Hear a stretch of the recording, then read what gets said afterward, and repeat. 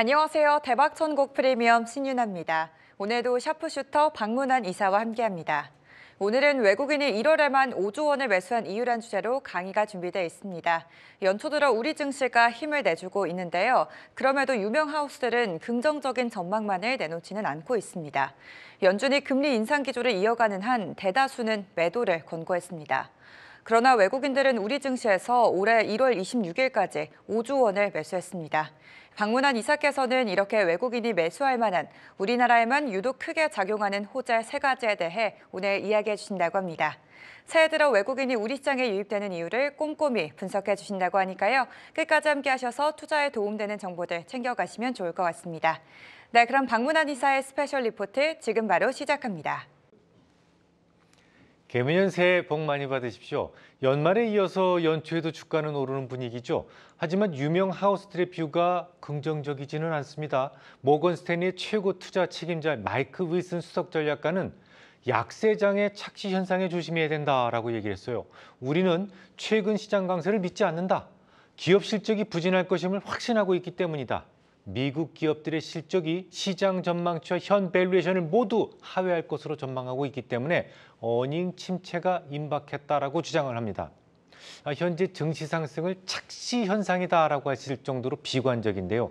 하지만 모건 스탠리는 원래 좀 보수적인 하우스이기 때문에 늘 전망이 조심스러울 수밖에 없습니다. 하지만 증시에서 가장 대표적인 긍정론자 중에 하나인 JP 모건도 최근 주가 상승을 신기루에 비유하면서 매도해야 한다라고 주장하고 있습니다. JP 모건의 미슬라브 마테스카 전략가는 이렇게 이야기를 합니다. 만약 향후 몇 주 동안 주가가 상승한다면 이를 비중 축소 기회로 활용하는 것을 권고한다. 시장은 마치 우리가 회복기 초기에 접어든 것처럼 행동하고 있지만 연준은 아직 금리 인상을 중단하지도 않았다. 통상 이 같은 회복기는 연준이 금리를 인하한 이후에나 발생하기 때문에 주가 상승세는 곧 난기류에 직면하게 되고 주가 상승 시도는 좌초될 것이다 라며 주식을 매도할 것을 권고합니다. 한마디로 연준과 싸우지 말라는 겁니다. 연준이 금리 인상을 중단하기 전까지는 주가가 계속 오르는 것은 꿈도 꾸지 말아라 이런 얘기로 들리는데요. 정말 사방을 둘러봐도 긍정적 시황을 찾아보기 힘든 상황입니다. 하지만 정작 외국인들은 우리네 증시에서 매수하고 있습니다. 작년에 매도한 게 모두 7조 1천억 정도였죠. 그런데 올해 1월에만 26일까지 벌써 5조 원을 매수하고 있어요. 1월에만 작년 총 매도량의 절반을 벌써 훌쩍 넘어설 정도로 매수세가 강력하다는 말인데요. 그래서 오늘은 외국인들이 왜 우리나라 증시를 강력 매수하고 있는지 여기에 대해서 탐구를 해볼 생각입니다. 물론 지난 2월 FOMC 회의에서 그러니까 금리가 25베이스 포인트 인상될 확률 99.8%로 지금 측정되고 있죠. 나머지 0.2%도 50베이스 포인트 인상이 아닌 동결 가능성입니다. 그러니까 물가 지표들이 빠르게 안정되어 가고 있기 때문인데요. 이런 숫자들이 최근 이머징 증시 상승의 주요 이유가 되겠습니다만 오늘은 특별히 우리나라에만 특히 영향을 줄 수 있는 매력 위주로만 탐구를 진행해 볼 생각입니다. 언론에서 크게 보도하지 않았지만 우리나라에게만 유독 더 크게 작용할 수 있는 호재는 대략 3개 정도가 있어요. 첫째, 미중 간 관계 개선 기대감입니다. 둘째, 달러 약세 엔화 강세의 환경이죠. 셋째, 우리나라의 MSCI 선진지수 편입 노력입니다. 하나씩 설명드리겠습니다. 우선 미중 간의 관계가 좀 심상치 않아요. 최근 조 바이든 행정부가 중국을 겨냥해 추진하는 것이 하나 있습니다. 미국 기업의 국외 투자 통제에 대한 기준인데요. 사실상 중국을 겨냥한 이 제재 법안은 양자 컴퓨터, AI 그리고 반도체 등에 대한 제재 기준을 제시하고 있습니다. 정치 전문 매체인 악시오스에 따르면 중국의 양자 컴퓨터, 인공지능, 반도체 기업에 투자하는 것을 통제하는 데 초점을 맞추기로 하는 대신 생명공학이라든지 배터리 기술 등은 통제 대상에 포함시키지 않을 것으로 보인다라고 보도했는데요. 중국이 먼저 반도체 굴기를 포기하겠다라는 생각을 넌지시 밝히니까 미국도 선을 분명하게 그어준 것처럼 보입니다. 딱 이 금만 밟지 않으면 되는 거야 라고 말이죠. 그런데 말입니다. 해당 행정명령은 당초 작년 말 정도에 발표될 예정이었거든요. 그런데 돌연 입장을 바꿔서 동맹국들과의 협의 등을 위해서 앞으로 수개월 정도 다듬은 이후에 발표할 것이다. 이렇게 생각을 바꿨단 말입니다. 일단 이 부분부터 저는 잘 이해가 가지 않습니다. 우선 이런 문제에 수개월이나 더 소요될 만한 이유가 없어요. 게다가 미국이 언제부터 우리나라와 같은 동맹의 의견을 듣고 뭔가를 결정한 적이 있었을까요?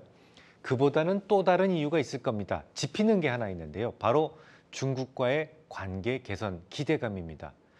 지난주 자넷 옐런 미국 재무장관이 스위스의 취리히에서 열렸던 이 다보스 포럼에 참가한 적이 있었죠.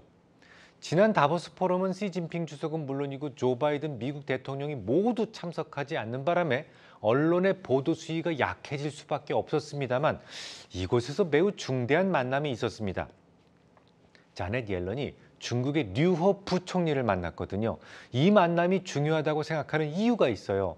그 이전의 만남들은 모두 서로 간의 입장 차이만 확인하는 정도였다면 이번 만남에서는 뭔지 모르게 서로 간의 간극을 좀 좁혀보려는 의지를 처음으로 느꼈다는 점이 달랐어요. 류호 부총리는 모두 발언을 통해서 이렇게 이야기합니다. 중국과 미국이 이견을 관리하고 양국 간 경쟁이 충돌 상황을 빚지 않도록 방지해야만 한다. 기후변화 관련 정책을 비롯해 많은 경제 현안들을 놓고 진지한 소통과 조율이 필요하다. 우리는 미국과 교류를 심화할 준비가 되어 있다.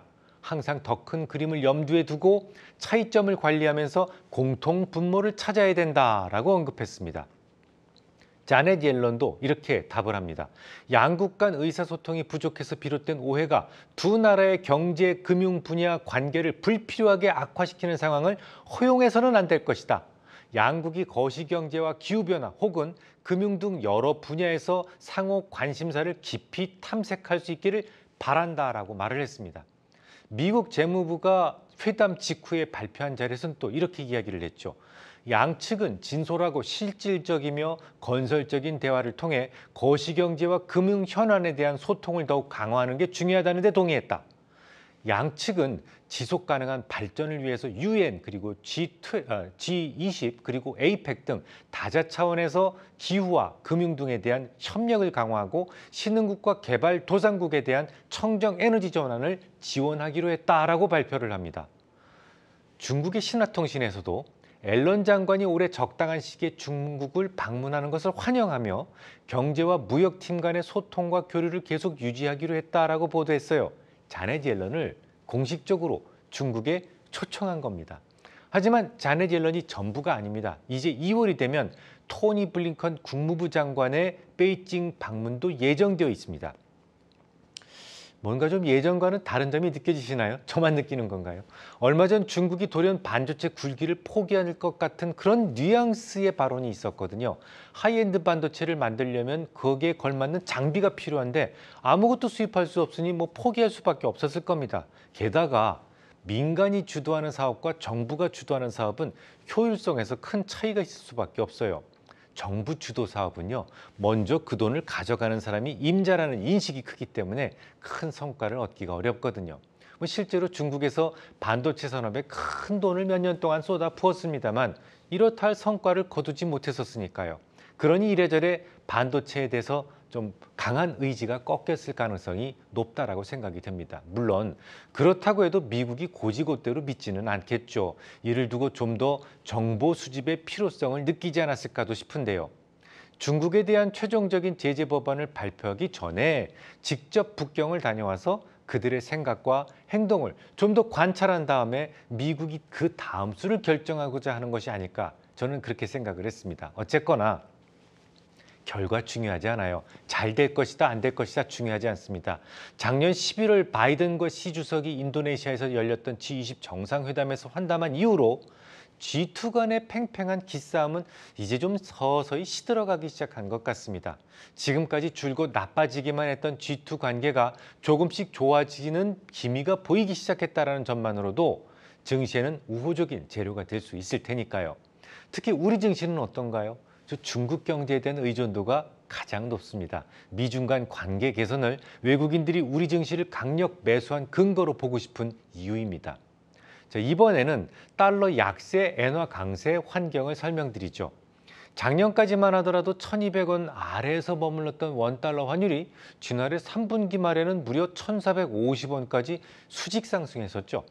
원유도 석탄도 철광석도 모두 달러로 결제해야만 하기 때문에 수입 물가는 천정부지로 끌어올려졌고, 이에 후행적으로 영향을 받는 소비자 물가 역시 6%대를 넘어서게 됩니다. 우리나라의 물가 상승률이 6%대를 봤던 것은 지난 1998년 외환위기 이후 처음이었어요. 그러다가 지난 3개월여 동안 원달러 환율은 계속 떨어져서 1,230원대까지 대략 13% 정도 하락했죠. 2022년도 무려 34%까지 치솟았던 우리네 수입 물가는 환율이 하락함에 따라서 작년 12월에는 9%대까지 초반까지 하락을 하게 됩니다. 수입 물가는 모든 물가의 선행성을 가져요. 수입 물가가 하락하게 되면 생산자 물가를 하락시키게 되고, 이는 시차를 두고 소비자 물가를 또다시 하락시키게 되니까요. 결국 최근 증시에서 가장 좋은 흐름을 보였던 것은 미국을 제외한 다른 나라였지 않습니까? 그 이유는 무엇보다도 달러와의 약세 전환을 꼽을 수 있습니다. 달러가 약세를 보이면 원화를 비롯한 모든 로컬 통화는 일제히 강세를 보이게 되죠. 로컬 통화의 강세가 오로지 수입 물가에만 영향을 미치는 것은 아닙니다. 당연히 채권 시장의 안정에도 중대한 영향력을 행사하는데요. 최근 이머징 마켓의 채권 지수인 EMBI 플러스 스프레드요, 빠르게 안정되고 있습니다. 하지만 말이죠, 이 달러의 약세는 우리나라만의 문제는 아니거든요. 전체 이머징에 고른 작용을 합니다. 오로지 우리나라만의 호재로 볼 수는 없단 말이죠. 그와 더불어서 저는 엔화의 강세 전환을 외국인들이 우리네 증시에 대한 강력 매수의 두 번째 이유로 생각하고 있습니다. 물론 얼마 전 BOJ 1월 회의에서는 만장일치로 기준금리가 마이너스 0.1%로 그대로 유지가 됐어요.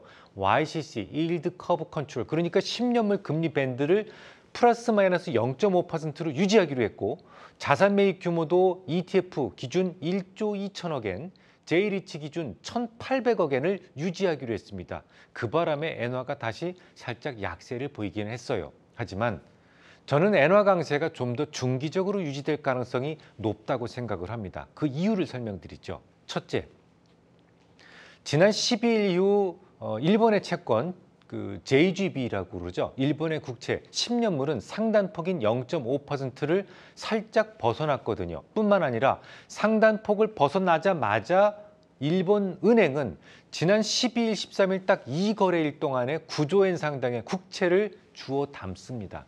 맞춰야 되니까요. 일드 커브 컨트롤이니까요. 이는 12월 회의에서 설정했던 월별 매입 규모인 9조엔 목표치를 딱 이틀 만에 소진한 거예요. 그러니까 0.5% 플러스 마이너스 한계는 더는 이론적으로 유지하기가 어려운 상태가 돼버린 겁니다. 두 번째, 일본의 인플레이션에 대한 위기감을 절대 무시할 수 없어요. 작년 11월 일본의 소비자 물가 상승률은 전년 동기 대비 3.7%였습니다. 41년 내 최고 수준을 기록했는데요. 이 때문에 일본의 최대 노조인 렌고는 올해 기본급 3%, 전기 승급분 포함 5% 이상의 임금 인상을 요구하고 있어요. 실질 임금의 축소는 결국 강한 소비 위축으로 연결돼서 기업들을 파괴할 수도 있기 때문에 아마도 임금 인상을 피할 수는 없을 것 같습니다. 이렇게 되면 엔화의 추가 강세가 아주 유력해 보입니다. 전산화에 걸쳐서 일본과는 치명적인 경쟁 상태에 있는 우리나라에게는 엔 강세가 더 없는 호재가 될 수 있어요. 외국인들의 우리 증시에 대한 강력 매수에 충분한 이유가 될 수 있겠습니다. 자, 마지막으로 정부의 주식 시장 제도 개선도 설명드리도록 하겠습니다. MSCI는 지난 2022년 6월에 있었던 반기 리뷰에서 한국이 경제 규모나 주식 시장 규모 이런 측면에서는 충분히 MSCI 선진국 편입 요건을 충족하고 있다라고 발표했었어요. 하지만 아직도 몇 가지가 부족하다라고 했었는데요.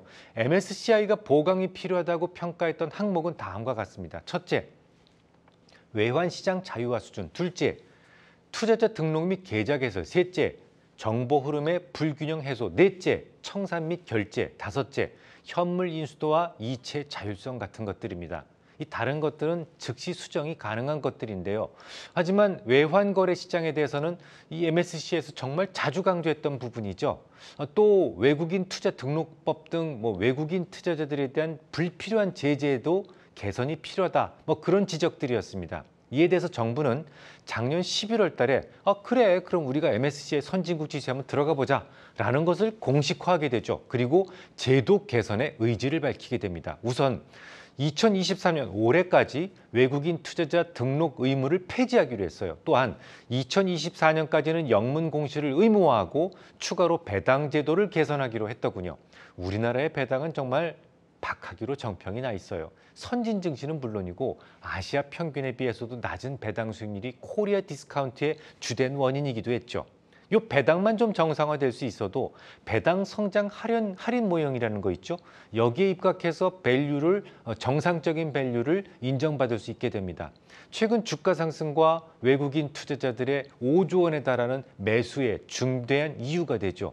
가장 중요한 외환 시장과 관련해서는 외환 거래 시 사전 신고 원칙을 사후 보고로 전환하기로 했고요. 또 외환 시장 개장 시간을 2024년 하반기부터는 새벽 2시까지로 연장하기로 했습니다.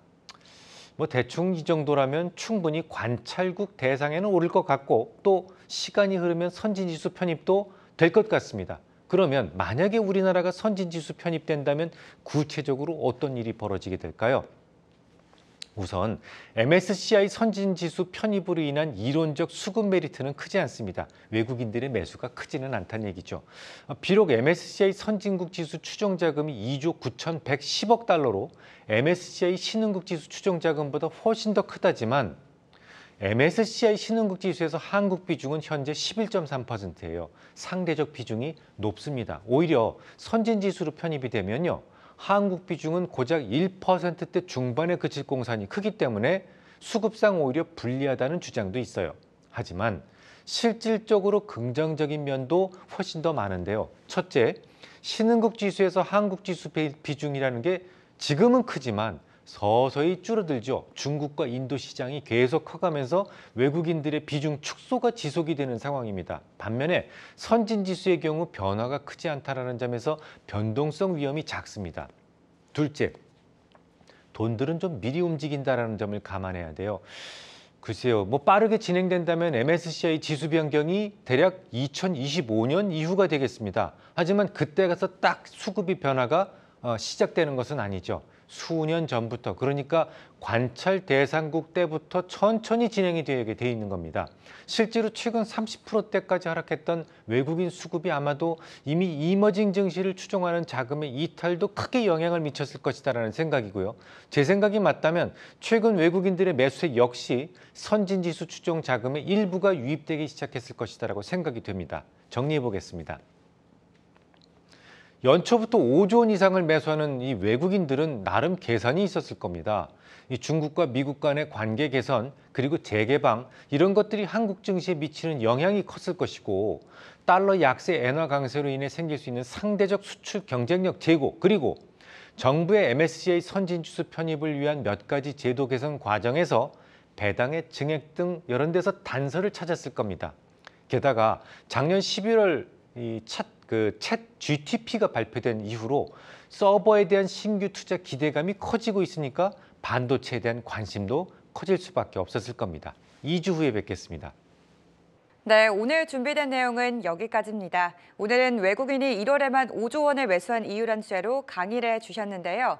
방문한 이사께서는 그 이유를 세 가지로 짚어주셨습니다. 첫째로 미중 간의 관계 개선을 언급하셨는데요.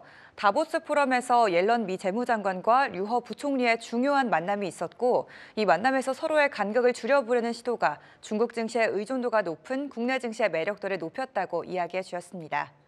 둘째로는 달러 약세와 엔화 강세 환경을 짚어주셨는데요. 치솟았던 원달러 환율이 하락하며 수입 물가를 잠재웠고 일본의 임금 인상을 바탕으로 한 추가 엔화 상승 역시 외국인의 강력 매수의 이유가 된다고 말해주셨습니다. 그리고 마지막 이유로 정부 차원의 주식시장 제도 개선 움직임까지 더해지며 외국인들이 매수세를 펼치게 됐다고 정리해 주셨습니다. 보다 많은 정보가 궁금하신 분들은 포털 사이트에 샤프슈터 방문한 또는 방문한 주식이라고 검색하시면 찾아보실 수 있습니다. 오늘 강의가 여러분의 투자에 참고가 되었길 바라면서 저희는 다음 시간에 더 유익한 내용으로 찾아뵙겠습니다. 시청해주신 여러분 고맙습니다.